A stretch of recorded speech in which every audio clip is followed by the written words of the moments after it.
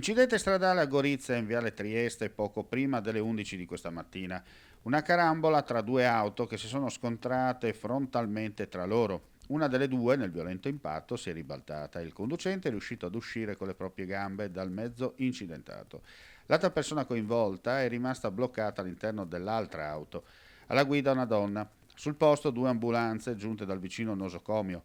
Entrambi i conducenti trasportati in ospedale per le ferite riportate non sarebbero in pericolo di vita. La donna è stata successivamente trasferita con l'eliambulanza a Catinara.